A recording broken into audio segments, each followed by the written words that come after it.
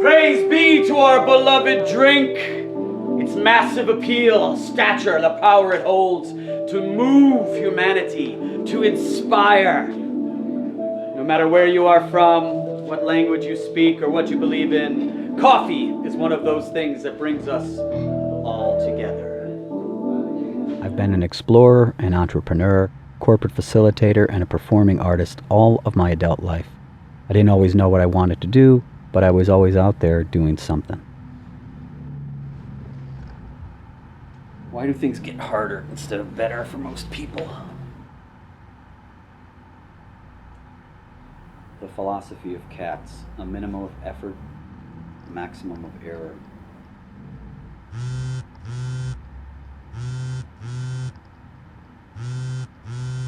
Hey, Mitchell.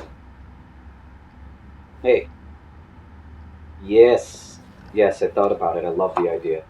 Do a book. Be a bit of humor, it'll be a bit of insight. I want to include a lot of the information that I teach so that it'll be useful in many different ways. Not only will it be useful to learn about coffee, but also be great to teach people some stuff too. Just behavior over coffee, confidence in coffee, things like that. I don't know, coffee, the Bible, coffee speaks, coffee talks stupid. We're not going to do that. Coffee crazy is great. Also, I don't know that I should write the entire thing, that maybe I should curate part of it, so let's talk a little bit more about that. Should I? Yeah, exactly. Getting some people in the industry, getting some of the people that I might know that are in the pop culture world that might be willing to participate. So I truly believe that coffee is currently one of many catalysts for all of us to make a positive impact on one another. And I challenge you to step out of your familiar safe posture and take any kind of risk over coffee and elsewhere.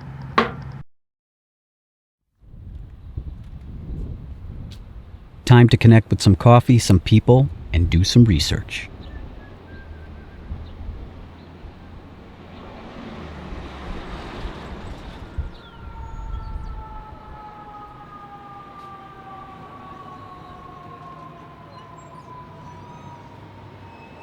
So the name of this restaurant is Cafecito in the Lower East Side. And how'd you come up with the name, or what does the name mean? Cafecito means small coffee or espresso, and that's how they refer to it in Cuba, as a cafecito. have you noticed that people come in here and ask for that by name, or? They do sometimes, and we have our own coffee that we sell as well. Oh, tell us about your coffee. It's grown in Haiti. Yep. And it's shade grown, and it's organically grown, and it's blended specially for us. And you just started selling it about a year ago, right? Yeah, about a year ago. What got you into doing that? I don't know. Ian got into coffee, and he met this man who imports it from Haiti, and he has it blended just for us. And it's great. That's how it happens. Great. When do you drink coffee? Do you Only drink on it Passover. on Passover? Because I like to dunk matzah in coffee. Really? It's the only time I ever drink it. My father did that. Somehow I get into it as a kid. Cool. So once a year I have coffee. Great. Cool. Thank you, Lola. You're welcome. So, how's things? Good. Going to Memphis tomorrow. Going to Memphis. Going to build a treehouse? For Discovery Channel. Oh, cool. That'll be cool. You're doing treehouses and I'm doing coffee. Yes. I'm doing a book called Coffee Crazy.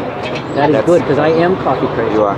Yeah. I stopped drinking, so I drink like What's your choice? mass coffee. Like how many cups a day? I'll drink any coffee. You like any coffee, anytime, Anytime. anywhere. Basically. I'm not a snob about coffee. You know what movie that's from? No. Anytime, anywhere.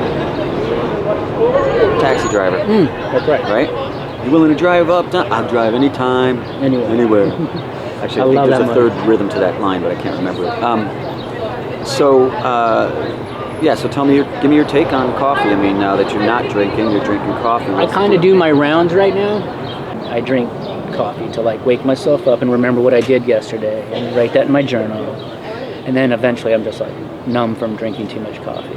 And do you think, what about when you're working? Because you build extraordinary... Big coffee drinker. Does it fuel the incredible tree houses that you make? Oh, for sure. But, back in the day, I would then put some little Irish in there. Right. And pretend I'm just drinking coffee. Right. And how did that affect these structures? Well, it's very bad for your balance. You know, I'll be like 30 feet up in a tree, and it's like, ooh, better get down for a while and get back to just coffee. And then I'm good, and I go back up. It's cool. You know, I love working out in nature. It's good. I get my like city fix with coffee, and then I get my country fix with coffee. That's totally different. Do they know how to do it? I was going to say. That's usually pretty bad coffee. Yeah. Unless I smuggle some good stuff in. Right. Because they need it, you know, the guys. So if you had a quote, I'm curating some quotes for this book. It's going to be a mixture of my writing and research and a mixture of people in my life. Yeah. People who love coffee, maybe some pop culture figures. So if you had a quote in this book, off the top of your head, what might it be? It would be like, I drink to remember and I drink to forget. That's me. What was I thinking? That's another one. What was I thinking? Terrific. I should never have started. My dad's never had a cup of coffee in his life. Really? He's never had a beer either. Wow. He just goes straight to scotch. Never had a cup of coffee. I don't know how he does it. Now it's time to step to a guy who sounds like he's caffeinated 24/7, the global business celebrity, Jeffrey Hayzlett, who's always good for a quote. Jeffrey, great to see you. Hey, brother, how you doing? Good. So I'm writing a book about coffee. I'm curating some quotes from famous people. You got a quote about coffee you can give me? I love the smell of coffee almost as much as the smell of money. Perfect. No fuss, no muss. Thank you, Jeffrey. Right on. It's showtime. Thank you, man. A little bit of Coffee Crazy, a little bit of Coffee the Musical, and a lot of coffee nutsos. People who drink it, think it, and love it.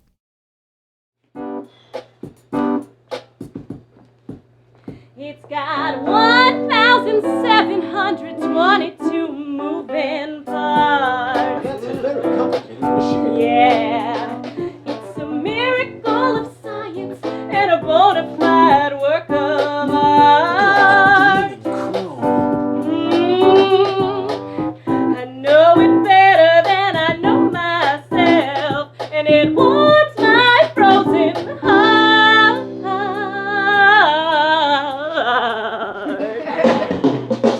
Woo! You know, that machine just gets me going. Huh. If I could find a man half as hot as this machine to get my water boiling, knew how to grind my bean, my life would be as smooth as a jar of Vaseline, and every girl would want one. If I could find a guy half as smart as this machine, with half the emissions, who ran half as clean, my life would be a slow ride in a long black limousine, and every girl would want one. But how does it work? Starts back here where the motors and the gears make a real fine grind. Then the red hot wires catch fire and things get hot in no time. Then the pressure starts to build and the chambers start to fill, and a steaming jet of liquid love comes blasting right into that cup. Then the customer finally takes a sip, wipes that creamy white foam from their satisfied lips, and leaves the barista a generous tip. But she knows it was all just this machine. Woo! Yeah! That machine gets me going, folks! Research and a lot of research gone into this book, so I discovered some things like number 104. Saucering coffee lets it cool so you can slurp from the dish. Saucers are actually sipping dishes, not spoon holders or for spills. Number 111. More money, more problem. More coffee, no problem.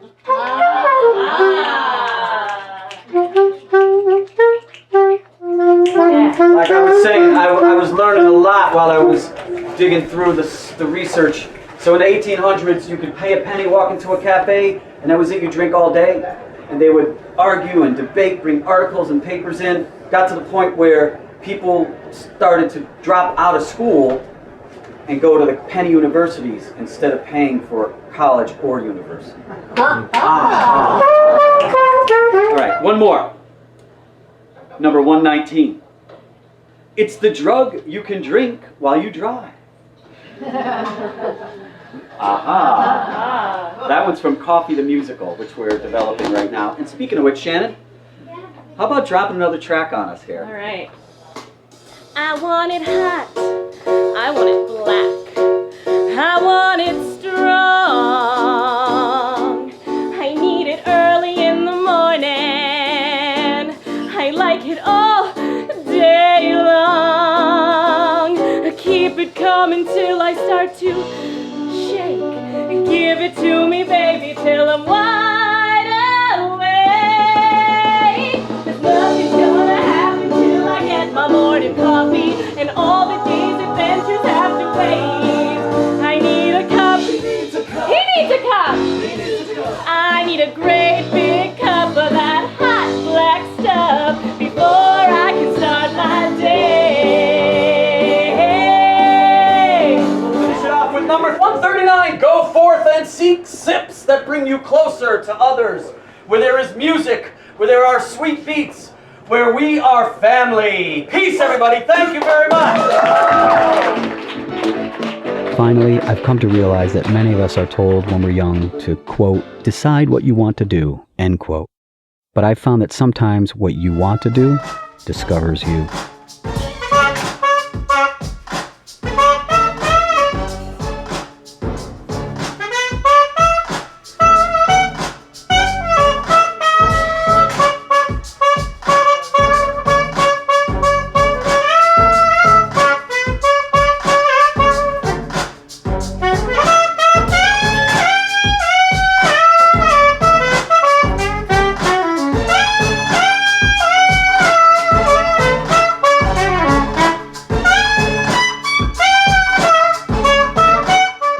So, I hope to bond with you at a coffee corporate event, casual cafe reading, private coffee crazy book party, or on stage through Coffee the Musical very soon. I'm Robert Galinsky, I'm coffee crazy, and I wonder, are you?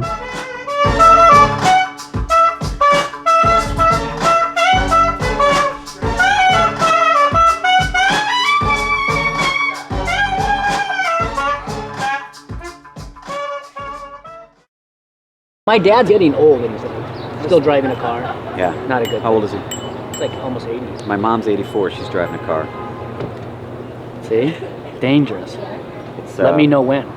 I know exactly. There should be like a time. Like it's safe to drive now. Exactly. You know? It should be like a little thing, you know, like when they turn on the ignition, it's like driver kind of thing. give her 20 feet.